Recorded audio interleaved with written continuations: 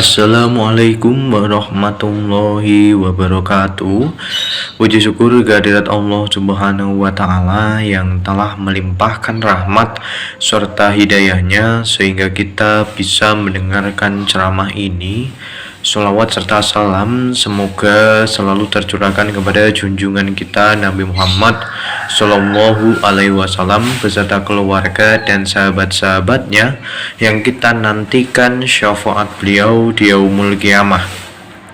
Hari ini saya akan memberikan ceramah yang berjudul Hakikat Taubat dan Kembali kepada Allah. Taubat adalah perbuatan kembali ke jalan Allah, di mana kita mengakui segala kesalahan yang kita lakukan, baik yang disengaja maupun yang tidak disengaja. Allah Subhanahu wa Ta'ala adalah Maha Pengampun atau Al-Ghafar, Maha Penerima Taubat atau At-Tawwab, yang senantiasa membuka pintu ampunan seluas-luasnya bagi para hamba yang berlumur dosa. Allah akan mengampuni setiap dosa dari umat muslim yang bersungguh-sungguh dalam menjalankan taubatnya, termasuk taubatan nasuha, di mana taubatan nasuha ini taubat yang benar-benar mengakui segala kesalahannya dan tidak pernah mengulangi perbuatan yang salah tersebut. Dalam kesempatan ini saya akan menjabarkan beberapa poin utama dari hakikat taubat dan kembali kepada Allah. Poin yang pertama yaitu hakikat taubat bukan hanya sekedar lisan semata. Manusia adalah tempatnya salah dan lupa. Tidak ada satupun di antara kita yang luput dari dosa. Namun, sebaik-baiknya manusia adalah berani mengakui perbuatan salah dan bertaubat serta tidak mengulangi kesalahan tersebut. Hakikat daripada taubat bukanlah sekedar mengucapkan astagfirullah saja, sementara hati masih menikmati yang namanya dosa maksiat. Taubat adalah kembali dari jalan yang salah atau jalan yang terlalu jauh, kemudian kembali menuju jalannya Allah Ta'ala. Taubat ini merupakan rasa penyesalan mendalam daripada umat muslim ketika melakukan perbuatan dosa, baik yang dosa kecil maupun dosa besar, sehingga diperlukan adanya taubat ini. Secara hakikat, taubat ini memang bukan hanya sekedar kata saja atau secara lisan saja, tetapi kita juga harus membuktikan bahwa kita bersungguh-sungguh untuk melaksanakannya serta tidak pernah melakukan hal yang sama berulang-ulang kali. Ya, memang seperti yang saya katakan tadi, manusia adalah tempatnya salah. Oleh karena itu, manusia seharusnya setiap hari merenungkan kesalahan tersebut dan memperbaikinya serta mengevaluasi daripada perbuatan yang dilakukan. Kemudian poin yang kedua, ada rukun taubat nasuha. Para ulama menjelaskan bahwa taubat yang murni atau nasuha memiliki rukun atau syarat mutlak, terutama jika dosa berkaitan dengan Allah Subhanahu wa Ta'ala. Syarat yang pertama ketika melakukan taubatan nasuha adalah dengan menyesali dosa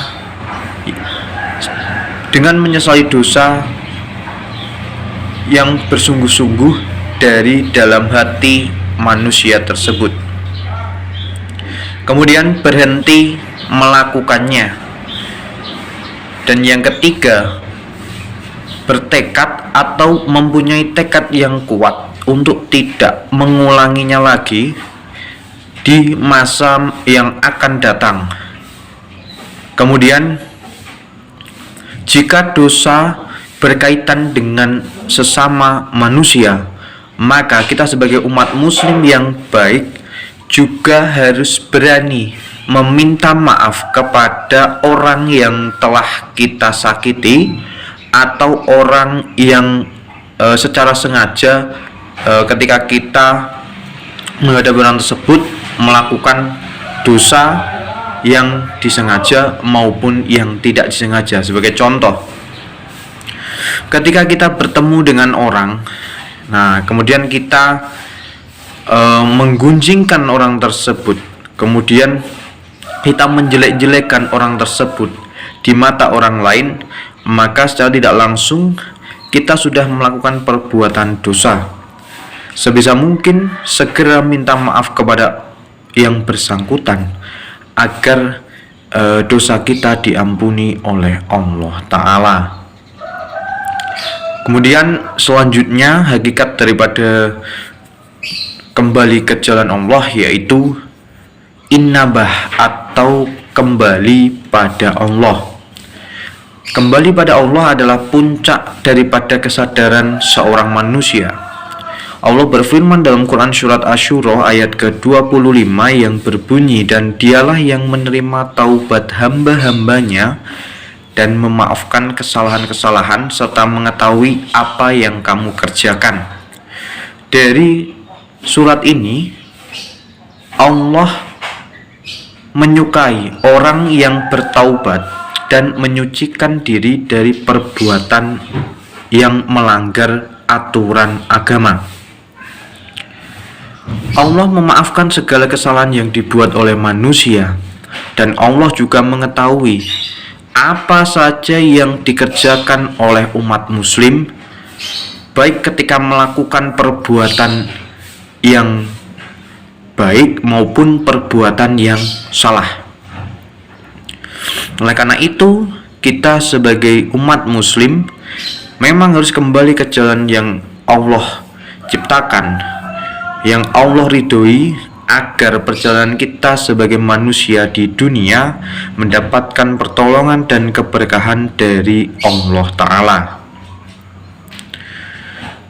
Di poin yang ketiga ini, Allah menekankan bahwa pentingnya bertaubat dan menyucikan diri.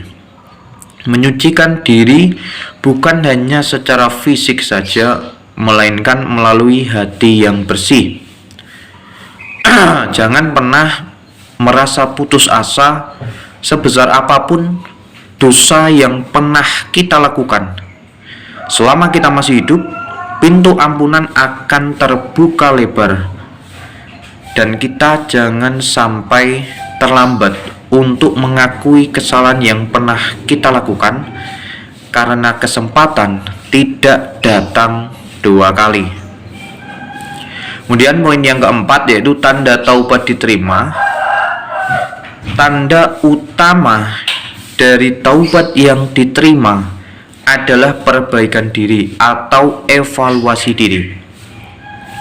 Ketika manusia atau umat muslim melakukan taubat, dia akan merasa lebih dekat kepada Sang Pencipta, yaitu Allah Subhanahu wa Ta'ala, di mana hatinya akan merasa diawasi, merasa takut ketika mengulangi perbuatan yang sama, perbuatan yang melanggar norma kaidah Islam, dan akan tercermin dalam perilakunya sehari-hari menjadi pribadi yang lebih baik ke depannya.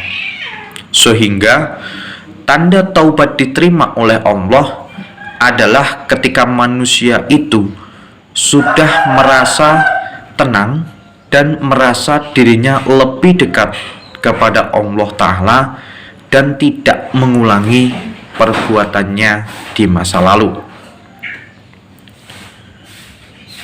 Akhirnya, semoga Allah menerima seluruh taubat kita membersihkan hati yang ada dalam diri kita, serta membimbing kita menuju jalan surganya Allah dan menempatkan kita di antara orang-orang pilihan yang menghuni surganya Allah, dan semoga kita diberikan keberkahan dalam menjalani hidup ini.